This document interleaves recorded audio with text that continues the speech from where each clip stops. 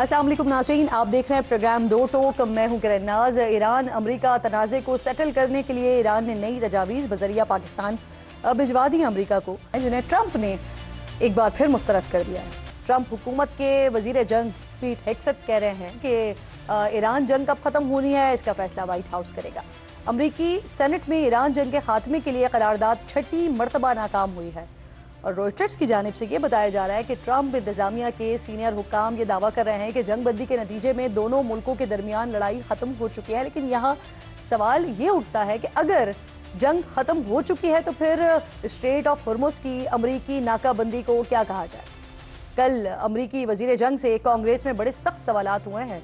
वो किसी भी सवाल का दो टोक जवाब तो नहीं। ट्रंप इंतजामिया को जंग के हवाले से फिर सख्त हजीमत का सामना भी करना पड़ा। You have been lying to the American public about this war from day one. You should know better. Shame on you. You were incompetent then. You're incompetent now. Do you know how much it will cost Americans in terms of their increased cost in gas and food over the next year because of the Iran war? Gotcha questions about domestic things. You don't even know what the average American is paying. Goal of ours is to make sure that Iran never blockades the Strait of Hormuz. Would that be an objective of ours? Our blockade is signaling to the world that we actually control that strait. Do you believe that the president is mentally stable enough to be the commander-in-chief? Did you ask the same question of Joe Biden for 4 years? As I said a year ago, you need to resign. Straight of Hormuz के naval blockade ने इस वक्त पूरी दुनिया की मईशतों को झंझोड़ कर रखा हुआ है। ऑयल की कीमतों में मुसलसल इजाफा हो रहा है। खुद अमेरिका में महंगाई की शरह में इजाफा हो रहा है। पाकिस्तान में पेट्रोल डीजल 400 रुपए का हो गया है। महंगाई 21 माह की बुलंद तरीन सतह पर पहुंच गई है। दुनिया में खाद तैयार करने वाली जो सबसे बड़ी कंपनी में से एक है यारा, इसके सरबराह ने खबरदार किया है कि अब बंद होने से खाद और उसके अहम अज्जा की तरसील में रुकावट आ गई है, जिससे आलमी सतह पर खुराक की कमी, शदीद कमी का बहरान हो सकता है। और सूरत हाल अगर तब्दील नहीं होती तो फिर हर हफ्ते तकरीबन 10 अरब अफराद के लिए एक वक्त के खाने जितनी कमी हो सकती है। तो हालात इस वक्त खौफनाक रुख इख्तियार कर रहे हैं। प्रोग्राम में इस पर बात करने के लिए डॉक्टर शाहिद हसन सिद्दीकी साहब हिस्से में मुझे ज्वाइन कर रहे हैं, जो कि माहिर माशियात हैं। सर, आपके वक्त की बेहद शुक्रगुजार हूँ। जिस तरह के रिपोर्ट्स इस वक्त आ रही हैं, स्ट्रेट ऑफ हॉर्मुज का ब्लॉकेड लिफ्ट हो नहीं रहा, पाकिस्तान में पेट्रोल की कीमतें कल रात मजीद बढ़ी हैं। जो रिपोर्ट्स आ रही हैं उसमें बताया जा रहा है कि अगर हालात इसी तरह से चलते रहे तो कितनी बड़ी तादाद में लोगों के खाने पीने की किल्लत का सामना करना पड़ेगा। किस रुख पर जाते हुए आपको हालात दिखाई दे रहे हैं, क्योंकि महंगाई भी डबल डिजिट में जाने वाली है और जो हमारी रिपोर्ट्स हैं उसके मुताबिक तो 8-9% हैं और उससे तो कहीं ज्यादा है फिर जो डबल फिगर में अगर जाने की बात हो रही है तो जो जा चुकी है। बहुत शुक्रिया आपका। मैं पहले आपसे कर दूं कि इस हकीकत को तस्लीम कर लें, जो कि नहीं की जा रही, कि ये जो जंग मुसल्लत की गई है ईरान के ऊपर, ये 9/11 के बाद इस्तेमारी मकासद के उसूल के लिए सबसे बड़ी फैसला कुन जंग है ये, और ये बड़ा संगीन मरहला है। इसको इसी तरह से देखें जिस तरह इराक पे हमला किया गया था। हमने इस्तेमारी मकासद हासिल करना चाहता है और उसमें पेंटागन की मुकम्मल सपोर्ट है। ये असरात जंग अगर कल भी ख़त्म हो जाए तो दुनिया पर लंबे अरसे के लिए रहेंगे। लेकिन जब आप पाकिस्तान की बात करते हैं तो मैं ये समझता हूँ कि पाकिस्तान पर इसके असरात दुनिया में दूसरे बेशतर मुल्कों के मुकाबले में कहीं ज़्यादा संगीन होंगे। उसकी वजह 3 है। नंबर 1, पाकिस्तान की मईशत 28 फरवरी 2026 को जब ये जंग शुरू हुई थी उससे पहले बहुत ज़्यादा गैर मुस्तहकम हो चुकी थी और हमारे बेशतर माशरे शहरिये जवाल की तरफ जा रहे थे। नंबर 2 ये कि हमने हमारे तमाम हुकूमतों की रही हैं वो ये है कि अपनी टैक्सों की वसूली, कौमी बचतें, सरमायाकारी और बरामदात के बजाय गैर मुल्की इमदाद, कर्जे और रेमिटेंसेस और गैर मुल्कों की डिपॉजिट्स उस पर ये चलाई जा रही थी, वो अब खतरे में पड़ गई है। और तीसरे, दुनिया का शायद चंद जो IMF में इतना ज्यादा इन्हिसार करते हैं जितना हम करते हैं, 24 मरतबा और 25 मरतबा जाने की तैयारी है। और IMF की शराइत की आड़ में अशराफिया को नवाजने की पॉलिसी आज भी अपनाई जा रही है। ये बात मैं इसलिए अर्ज कर रहा हूँ। शायद साहब मैं इसी बात पर आ रही थी आपसे, आपके पास सर। ये जो 28 रुपए 69 पैसे कीमत बढ़ाई गई है और लेवी बढ़ाई गई है सिर्फ ये, तो सर पेट्रोल पर 100 रुपए ऊपर लेवी ली जा रही है। एक तरफ ये वाले हालात हैं, दूसरी तरफ लेवी पे लेवी बढ़ाए जा रहे हैं। कहा जाता है कि IMF के दबाव पर ये सब कुछ करना पड़ रहा है। तो सर इतने नागुज़ीर हालात हैं, फोर्स मेजोर की तरफ को देखते हुए हम क्यों कोई रिलीफ नहीं ले पा रहे हैं? जब आप बता रहे हैं खुद के 24वें प्रोग्राम की तरफ हम जा रहे हैं, हम IMF से कोई रिलीफ क्यों नहीं ले पा रहे हैं? پہلے میں آپ سے عرض کر دوں کہ IMF کا ان چیزوں سے قطعی کوئی دور دور تک تعلق نہیں ہے. میں پوری ذمہ داری سے کہہ رہا ہوں. میں آپ کو بتا دوں ہے کیا. شہباز شریف صاحب نے وزیر اعظم پاکستان, کیا انہوں نے یہ نہیں کہا تھا کچھ عرصے پہلے کہ پاکستان میں FDR جو ہے تو اس کی کیپیسٹی ہے جتنے ٹیکس لینے چاہیے اس سے 15,000 ارب روپیہ سالانہ کم وصول کر رہا ہے. یہ وزیر اعظم کا بیان ہے. لیکن اگر آپ صوبوں کو بھی دیکھ لیں, جہاں تینوں بڑی پارٹیوں کی اس وقت حکومت ہے, وہ سب ملا کے 25,000 ارب سالانہ ٹیکسوں کی بد میں کم وصول کر رہے ہیں. یہی ہماری تمام خرابیوں کی جڑ ہے. اور اس کا سارا ملبہ کبھی پیٹرولیم لیوی, کبھی GST اور IMF کے کھاتے میں ڈالتے ہیں. میں آپ کو یہ بتا دوں, 2 فیگرز اگر آپ دیکھ لیں تو تمام چیزیں واضح ہو جائیں گی. اب آپ دیکھیں کہ جون 2022 میں اگر ہم چلے جائیں تو پاکستان میں ایک سال میں پیٹرولیم لیوی یعنی بھتہ 127 ارب روپے وصول کیا گیا تھا ایک سال. اب وہی بھتہ جس میں صوبوں کا حصہ نہیں ہوتا 1468 ارب روپے اس سال کا, یعنی اس سال 1341 ارب روپیہ بھتہ جس میں صوبوں کا حصہ نہیں ہے وفاق وصول کر رہا ہے, جس کی وجہ سے دالیں, سبزیاں, گوشت, ٹرانسپورٹ کے کرائے اور صنعتوں کی پیداواری لاگت ہر چیز بڑھے گی. سب کچھ ہی مہنگا ہو رہا ہے. بالکل درست کہہ رہے ہیں آپ. بہت شکریہ آپ کا شاہد صاحب, آپ ساتھ موجود تھے اور جس طرح کی آپ گفتگو کر رہے ہیں اختیار کے ساتھ موجود ہیں. میرے انتہائی معزز مہمان ہیں نعیم حیدر پنجوتا صاحب. بہت شکریہ آپ دونوں معزز مہمانوں کی. اختیار صاحب آپ سے یہ ذرا بات کا آغاز کرتے ہیں نا سر. جس وقت آپ لوگ اپوزیشن میں تھے تو یاد ہے مجھے PTI کی حکومت تھی, اس وقت جب پیٹرول کے پیسے بڑھائے جاتے تھے, IMF کا تذکرہ کیا جاتا تھا, تو آپ لوگ تو یہ کہا کرتے تھے کہ جی یہ گروی رکھ دیا ہے ملک کو. آج جب آپ بھی یہی کر رہے ہیں سر, لیوی پہ لیوی بڑھائے جا رہے ہیں, تو پھر آج کیسے جسٹیفائی کریں گے پیٹرولیم مصنوعات پر آپ ریلیف کے نام پر سر ٹیکس پہ ٹیکس لگائے جا رہے ہیں ریلیف دینے کے بجائے عوام کو؟ بسم اللہ الرحمن الرحیم. بہت شکریہ کرن.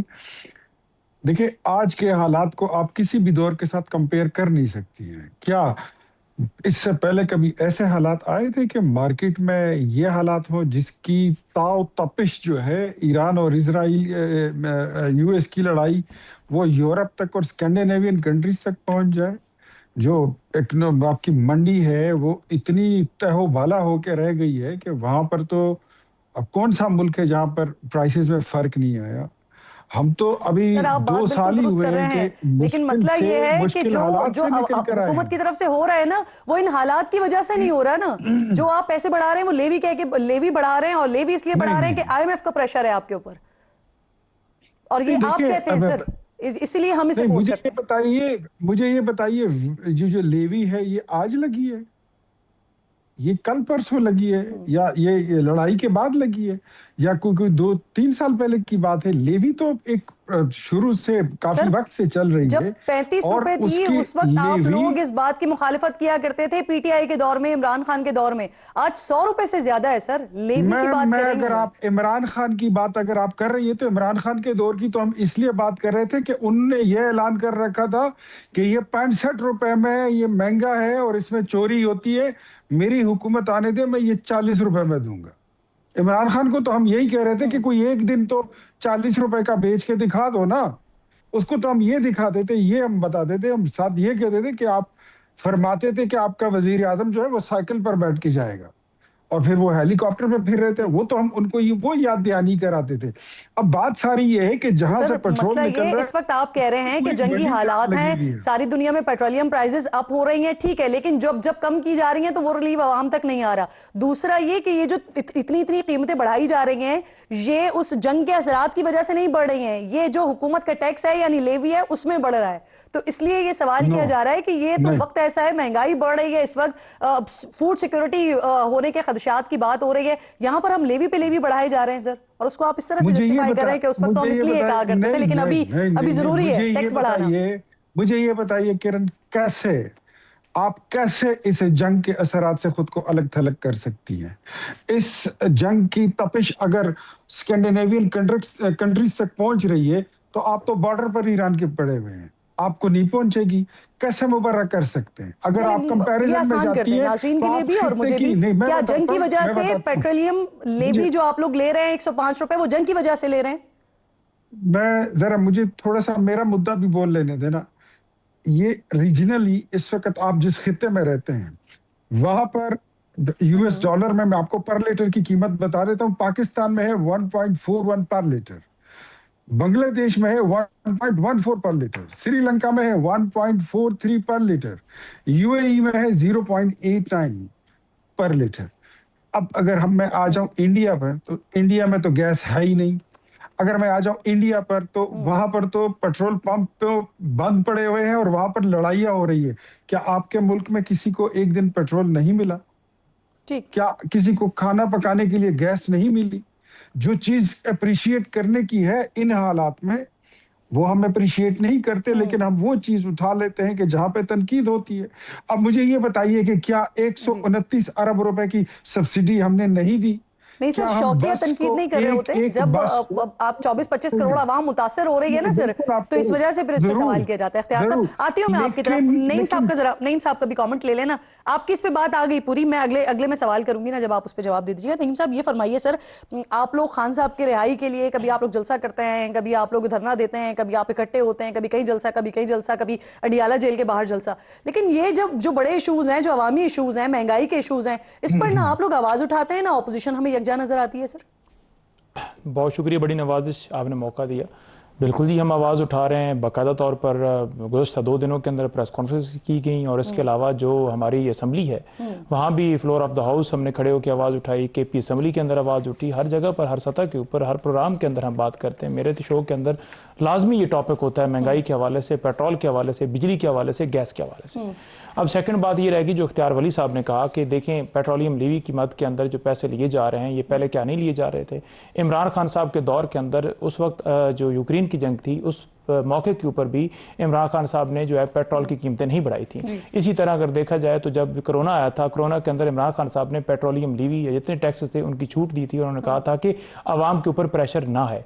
शहबाज शरीफ साहब का बयान हमें याद है, जब वो कह रहे थे कि 100 रुपए के ऊपर भी अगर हुकूमत तेल देती है तो 100 रुपए के ऊपर भी हुकूमत को कोई नुकसान नहीं होता।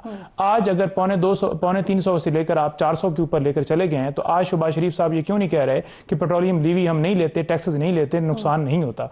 आज क्योंकि आपका मौक़िफ़ और है, IMF की जो शराइत का बताते हैं, बेसिकली असल मसला ये है कि जो टैक्सेस के अंदर शॉर्टफॉल है, उसकी कमी को दूर करने के लिए ये सारा किया जाता है। अब जो कमी होती है, टैक्सेस का शॉर्टफॉल है, वो क्यों होता है? इसलिए होता है कि आप माफिया से आपने टैक्सेस की कलेक्शन नहीं किया। आपका पहला हक बनता था कि जितनी भी माफिया है, कोई सियासतदान है, कोई और बड़ा आदमी है, आप उससे कलेक्शन करें, उनके एसेट्स मंगवाएं। आपसे तो लिस्ट मांगी जाती है कि तोशाखाना ताइफ की लिस्ट दे दें।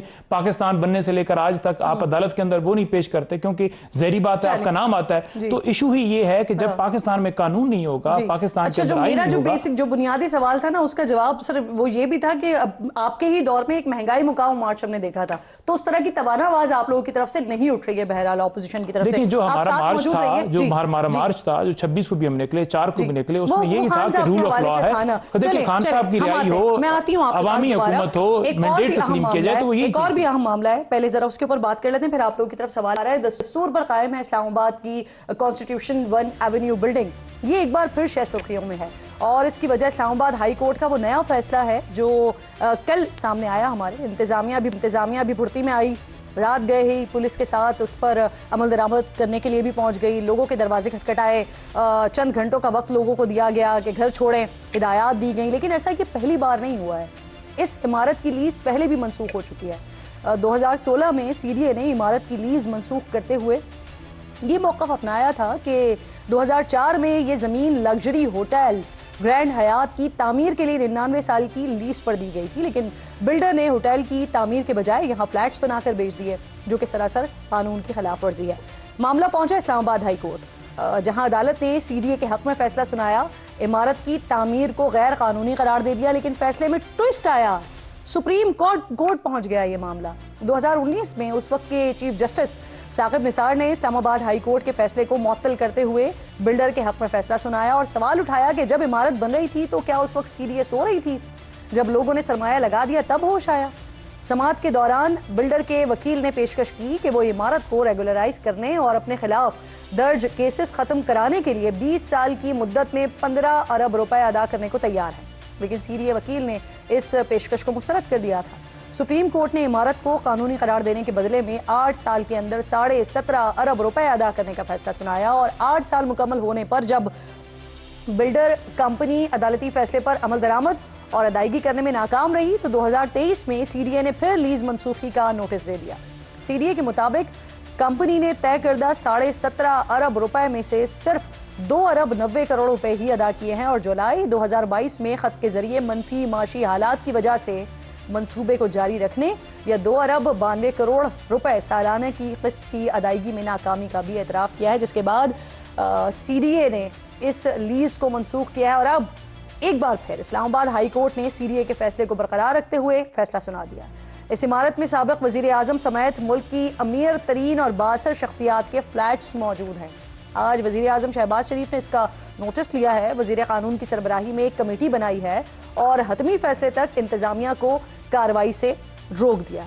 अब यहाँ पर सवाल यह है कि इस इमारत से एग्जैक्टली चंद किलोमीटर के फासले पर बरी इमाम है, वहाँ पर सैकड़ों घरों को गिराया गया है। तब वज़ीर आज़म ने कोई कमेटी क्यों नहीं बनाई? क्या इस मुल्क में आज भी गरीब और कमज़ोर के लिए अलग अलग, अमीर और ताकतवर के लिए अलग अलग कानून है? उस पर ये मान साथ मौजूद होंगे, लेकिन इसके साथ साथ ज़हीर अहमद साहब जो कि समा टीवी के नुमाइंदा हैं वो साथ मौजूद हैं। उनसे ज़रा डिटेल्स पहले ले लेते हैं। ज़हीर, मुझे बताइएगा, कल रात तो हमने देखा था पुलिस पहुंची थी, दरवाजे नॉक किए जा रहे थे, लोगों को कहा जा रहा था कि बस निकले फौरन। अब जब वज़ीर आज़म साहब ने कमेटी बना दी है तो उसके बाद क्या हुआ है? कुछ आराम है वहाँ पर या अभी भी सिचुएशन वैसी ही है? देखिए, हम एग्जैक्टली उस बिल्डिंग के बिल्कुल सामने मौजूद हैं, 1 कॉन्स्टिट्यूशन एवेन्यू, और इस वक्त सूरत हाल ये है कि प्राइम मिनिस्टर ऑफ पाकिस्तान की जानिब से जो कमेटी बनाई गई है और 1 हफ्ते में हतमी रिपोर्ट पेश करने का जो फैसला किया गया, लेकिन उसके बावजूद लोग यहाँ पे सामान शिफ्ट कर रहे हैं। बिलखसूस जो किराएदार यहाँ पे रह रहे थे वो यहाँ से उन्होंने अपनी शिफ्टिंग जारी रखी हुई है, सामान अभी लोड करके लेके जा रहे हैं। और कुछ लोगों से हमारी बात भी हुई है, उनका ये कहना है कि अनसर्टेनिटी है और 1 हफ्ते के बाद जब दोबारा से अचानक से नोटिस आएगा, चूँकि अभी डिसीजन कोई हुआ नहीं है, तो उससे पहले हम यहाँ से निकलते हैं। तो ये बताइए कि क्या पुलिस अभी मौजूद है? और आप ये बता रहे हैं कि लोग कुछ छोड़ भी रहे हैं, निकल भी रहे हैं, तो कितने लोग कुछ अंदाजे के मुताबिक बता सकते हैं कि अभी कितने लोग हैं वहाँ पर, कितने जा चुके हैं? देखिए, लोगों की बड़ी तादाद इसमें जो दोनों फ्लोर हैं, दो ब्लॉक हैं, उसमें मजमूई तौर पर 246 जो अपार्टमेंट्स बनाए गए हैं, जिसमें से 203 के करीब ऑक्युपाइड थे। उसमें से जो किराएदार हैं वो 20% के करीब, हमारी जो इंतज़ामिया है यहाँ पे उनसे बात हुई है, वो यहाँ से निकल चुके हैं और कुछ लोग अभी तैयारी कर रहे हैं, सामान लोड कर रहे हैं। पुलिस की बारी नफरी यहाँ पे नहीं है, किसी किस्म का कोई यहाँ पे रेड का चांस नहीं है, चूँकि अब प्राइम मिनिस्टर ऑफ पाकिस्तान की जानिब से जब एक्शन लिया गया है तो हालात नॉर्मल हैं, लेकिन लोग कब्ल वक्त तैयारी इसलिए कर रहे हैं कि पता कोई नहीं है। 1 हफ्ते के बाद यहाँ से जब निकलना पड़ेगा, जब तक डिसीजन नहीं होता, तो जो किराएदार है वो निकल रहे हैं, लेकिन जो रेजिडेंट हैं, जो यहाँ पे प्रॉपर रह रहे हैं, वो लोग यहाँ पे मौजूद हैं। प्रोग्राम में आप साथ मौजूद थे। इख्तियार साहब, वज़ीर मुमलिकत ने भी, तलाल साहब ने भी आज एक प्रेस कॉन्फ्रेंस की है सारे मामले पर, और कल रात हुए अमल का न सिर्फ उन्होंने दिफा किया है बल्कि बिल्डर को भी गलत साबित कर रहे हैं वो। अब वज़ीर आज़म साहब ने कमेटी बना दी है, अमल दरामद से रोक दिया है, तो क्या सोच रही है हुकूमत, क्या होगा आगे? क्योंकि आपने खुद भी जाना अभी वहां पर क्या सूरत हाल है, लोग बेचारे बड़े परेशान हैं, अनसर्टेनिटी है एक वहां पर। जी बिल्कुल किरण, मेरे खुद वहाँ पर कुछ दोस्त हैं, वो उनसे रब्ता हुआ है, अनसर्टेनिटी है। लेकिन मैं खुद बीइंग इस्लामाबाद, तो हमारा ऐसा है कि हमारा सेकंड होम है, बल्कि अब तो फर्स्ट होम इस्लामाबाद है। अपने हलकों में कम ही आते हैं तो वो हमारा सेकंड होम बन चुका है। तो इस बिल्डिंग में जिन लोगों ने इन्वेस्टमेंट की है उन्होंने खुद अपने पैरों पर कुल्हाड़ी मारी है, क्योंकि इसके मुताल्लिक तो बारहा ये बात खुले बंदों, ये हर बंदे को मालूम थी और ये सबको ये इसका इल्म था कि इस पर केस भी चल रहा है। अपने पैरों पर कुल्हाड़ी मारी है इख्तियार साहब, तो अब क्या आप मुकम्मल पांव ही काटना चाहते हैं? क्योंकि वो जो जिससे खरीद लिए, असल तो कल्प्रिट वो है ना कि उसने पैसे नहीं दिए, तो उसको क्यों नहीं पकड़ रहे हैं? जो लोग वहां पर हैं उनको क्यों तंग किया जा रहा है सर? ठीक है ना, जिसके नहीं, उनको तंग बिल्कुल करने का मकसद नहीं है, लेकिन ये जो होटल या ये जो बिल्डिंग है, जो ग्रैंड हयात के नाम से जिसकी मंजूरी हुई थी, ग्रैंड हयात आपको पता है दुबई में एक बहुत बड़ा होटल और बहुत बड़ी सिनेमा हॉल और रीजेंसी है उनकी, ये तो उस टाइप का कोई मंसूबा लाए थे और उसके बाद मतलब आप दिखाओ ये और कर दो ये तो वो वाला ड्रामा था। फिर इसमें साकिब निसार जैसे लोगों ने तो अदालत की बात पर अमल करते हुए फिर उसके बाद खरीदारी की ना, जब सुप्रीम कोर्ट ने इसकी लीज को बहाल कर दिया तो फिर उसके बाद लोगों ने खरीदारी की ना। मैं वही कहता हूं कि इस साकिब निसार साहब जो है वो इसमें बाकायदा मुलविस थे, जितना कुछ भी उन्होंने इसमें किया था वो तो उसमें भी उनके किया धरा है। लेकिन प्राइम मिनिस्टर ने इसका नोटिस नहीं लिया कि फिलहाल आप लोगों को इंटैक्ट रखे, वहां पर उनको मत क्योंकि सर असल में तो इख्तियार साहब उसे पकड़ना चाहिए ना, जिस बंदे ने कमिटमेंट दी अदालत में उसने पैसे नहीं दिए। अब वो लोग जिन्होंने अपने घर खरीदे हुए हैं, जो वहां रह रहे हैं या जो लोग किरायों पर रह रहे हैं, वो परेशान है कि वो क्या करें। एक ब्रेक लीजिए, इख्तियार साहब मेरे साथ मौजूद हैं। इख्तियार साहब जरा आप वो शख्स जो हैं वो इस वक्त किस तरह से सोच रहे हैं सारे मामले को, उनकी बात सुनिएगा फिर जवाब दीजिएगा। ब्रेक लीजिए।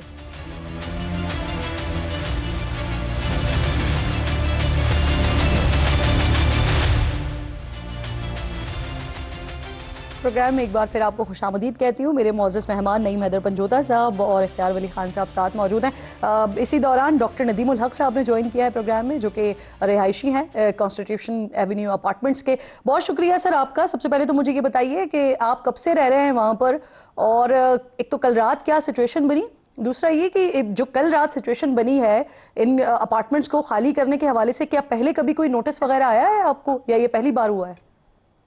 देखिए जी, मैं तो 3 महीने से वहां रह रहा हूँ। मैंने एक किराए पे अपार्टमेंट लिया हुआ है, और मैं जो बोल रहा हूँ बड़ा इकोनॉमिस्ट बोल रहा हूँ।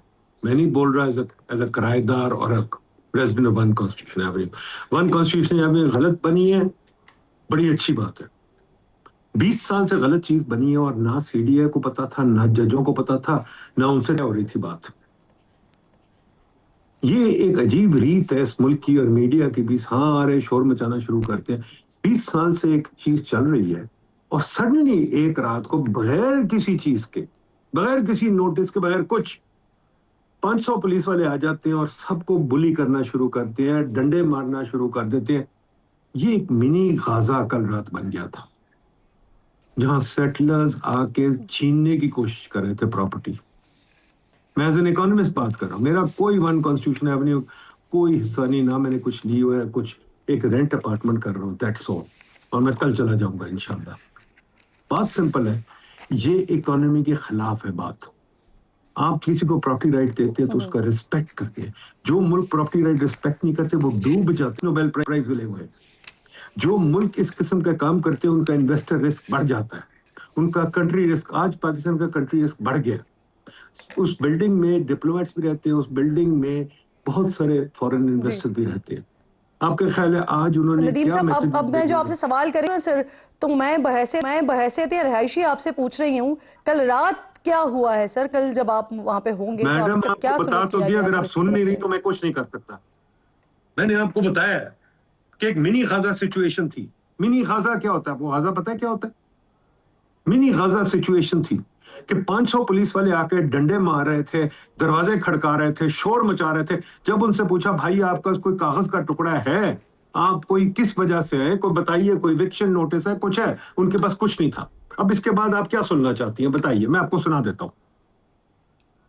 सर आपको सुनने के लिए ही प्रोग्राम में मदु किया गया था, ताकि जिस परेशानी से कल आप गुजरे हैं उस परेशानी से निकल सके। लेकिन आप बहैसियत रिहायशी नहीं, आप बहैसियत एक इकोनॉमिस्ट बात करने की कोशिश कर रहे थे। आप बता दें कि मैं आपसे क्या सवाल करूं जिससे आपका जो है ना गुस्सा थोड़ा सा सुकून में आए। बहुत शुक्रिया, आप प्रोग्राम में साथ मौजूद थे मेरे। नईम हैदर पंजोता साहब, आप लोग इस मामले को सारे कैसे, तहरीक इंसाफ इसको कैसे देख रही है? 2019 में सुप्रीम कोर्ट में आपके सेनेटर अली जफर ने इस कंपनी का केस लड़ा था, और ये भी सुनने में आया है कि इस इमारत में खान साहब का भी एक फ्लैट है।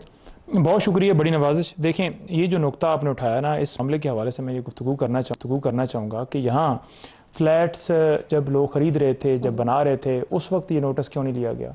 और जो कंपनी का मालिक था, जिसने होटल की जगह के ऊपर फ्लैट्स बनाए, सबसे पहले तो वो इसका मुजब है कि उसने क्यों जो है ये सारा एक गलत काम किया, और सीडीए क्या उस वक्त सो रहा था। अब अगर सीडीए ने इसके ऊपर एक्शन लेते हुए इसकी जो है कैंसलेशन की है, मनसूखी की है इसके एग्रीमेंट की, तो सीडीए किसके अंडर आता है?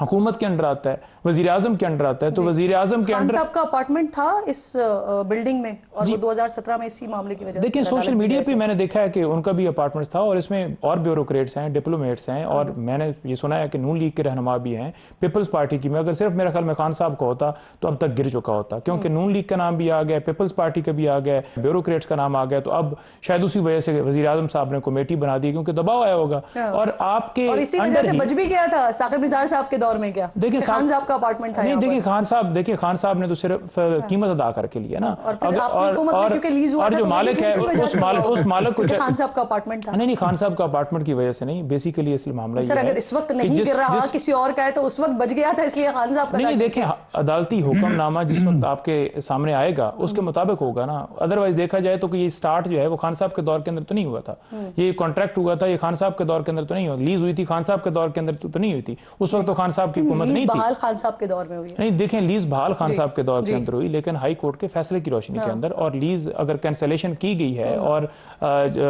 خان صاحب کے دور کے بعد تو وہ کس کی حکومت ہے؟ شہباز شریف صاحب. ہائی کورٹ نے بحال کی, سپریم کورٹ, ہائی کورٹ نے بحال کی, معطل کی تھی, سپریم کورٹ نے بحال کر دی تھی. ثاقب نثار صاحب تھے, انہوں نے یہ کہا تھا کہ سی ڈی اے پہلے سو رہا تھا کیا؟ یہ خان صاحب کا دور تھا. نہیں دیکھیں جب یہ سٹارٹ ہوا تھا تب سی ڈی اے خان صاحب کا دور تو نہیں تھا, خان صاحب کا دور تو 2018 کے بعد آیا. جب یہ سٹارٹ ہوئی اس وقت تو آج سے 20 سال پہلے کی بات اصل میں وہاں سے تھی. آپ نے کہا کہ بچ اس لیے گیا ہے کیونکہ وہاں پہ اور لوگوں کے ہیں, تو میں وہی کہہ رہا ہوں خان صاحب کے دور میں اس لیے بچ گیا تھا. جس کو 17 ارب روپے دینے تھے اس نے نہیں ادا کیے, اس کو چاہیے تھا ادائیگی کرنا. ٹھیک ہے, اب دوسری طرف دیکھیں بری امام کے اندر جو لوگوں کے ساتھ کیا کہ وہ رہائشی گھروں میں رہ رہے تھے اور آپ نے جا کر بلڈوزر چلا دی, یہ بھی تو کوئی طریقہ کار نہیں ہے, اور یہ سیدھی کارروائیاں کر رہا ہے. پاکستان میں جو اسلام آباد ہے, جتنی یہاں پر پراپرٹی جو ہے وہ ایکوائر کی گئی ہے, اس کے متبادل لوگ جو ہیں جو اس کے افیکٹیز ہیں ان کو کئیوں کو ایسی جگہ ہیں, کئی ایسے لوگ ہیں جن کو ابھی تک پلاٹس نہیں ملے, ان کو جو ہے اس کے متبادل جگہ نہیں ملی. صحیح ہے سر, یہ میں نے بھی آغاز میں کہا تھا کہ بہت اچھی بات ہے وزیر اعظم صاحب نے کانسٹیٹیوشن 1 اپارٹمنٹ کے حوالے سے کمیٹی بنا دی ہے, تحقیقات اس پر ہو رہی ہیں, سارے معاملہ دیکھا جا رہا ہے, لیکن اسی طرح کا معاملہ بری امام پر بھی ہوا نا, وہاں کے لیے کوئی کمیٹی وغیرہ کیوں نہیں بنائی گئی سر, یا اب بنائی جائے گی؟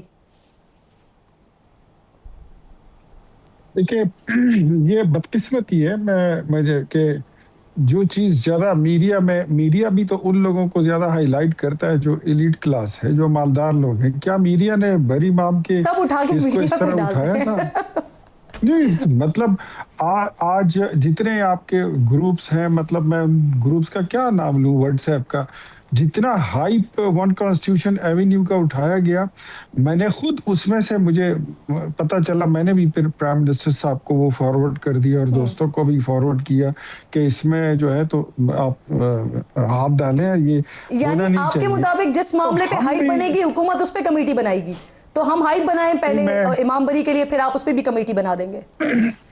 نہیں میں یہ نہیں کہنا چاہتا ہوں. یہ اگر آپ مجھے تھوڑا سا کرن بولنے دے, بیکاز میں یہ تیسرا آپ کی سیگمنٹ ہے لیکن مجھے آپ بولنے نہیں دے رہی ہیں. سیدھی بات یہ ہے کہ جو انلیگل ہے وہ انلیگل ہے.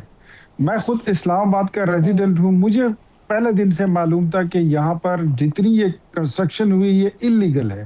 وہاں پر میں نے کرائے پر بھی کوئی فلیٹ لینے کی, حالانکہ میرے پاس دوسرے بلڈنگ میں فلیٹ ہے, میں وہیں پر رہتا ہوں, لیکن میں یہیں پہ اس لیے نہیں گیا کیونکہ مجھے پتا تھا کہ یہاں پر یہ بلڈنگ ہی انلیگل ہے. یہ ہوٹل کے لیے تھی, اس کے اوپر یہ سروس اپارٹمنٹس میں اور ریزیڈنٹ اپارٹمنٹ میں بھی فرق ہوتا ہے. تو ایک چیز کی بنیاد ہی اگر انلیگل ہو, اور دوسرا انہوں نے فرمایا, میں آپ کو بتا دوں یہ دسمبر 2019 جنوری 19 کی بات ہے کہ جب اس کو سپریم کورٹ نے وہ کر دیا تھا, عمران خان صاحب کی حکومت تھی.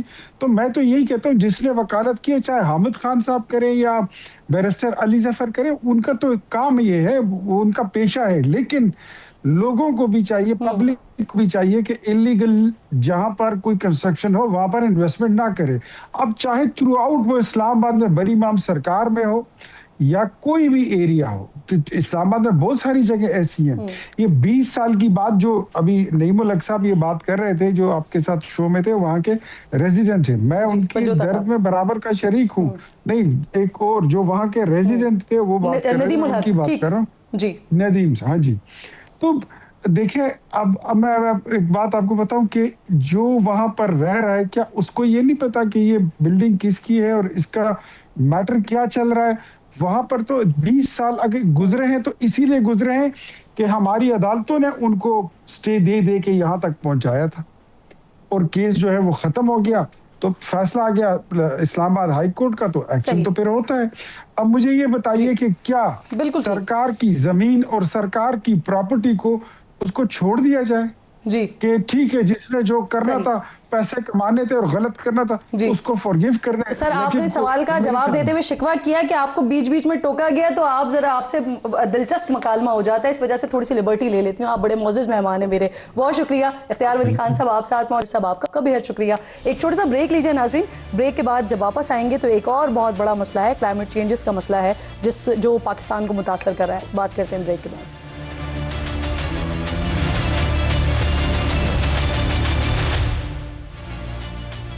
پروگرام میں ایک بار پھر آپ کو خوش آمدید کہتی ہوں ناظرین. زیادہ پرانی بات نہیں ہے, پچھلے سال کا ہی ذکر ہے کہ سائنسدان اور ماہرین بتاتے رہے کہ 2025 کرۂ ارض کا گرم ترین سال تھا. 2026 اس سے بھی زیادہ خطرناک ہوگا. یورپی یونین کی Copernicus climate change service اور برکلے ارتھ کے مطابق گزرے ہوئے 11 سال زمین کے اب تک کے سب سے گرم ترین سال ریکارڈ کیے گئے ہیں, اور ان سالوں میں بھی 2023 کے بعد سے گرمی کی یہ شدت مسلسل بڑھ رہی ہے.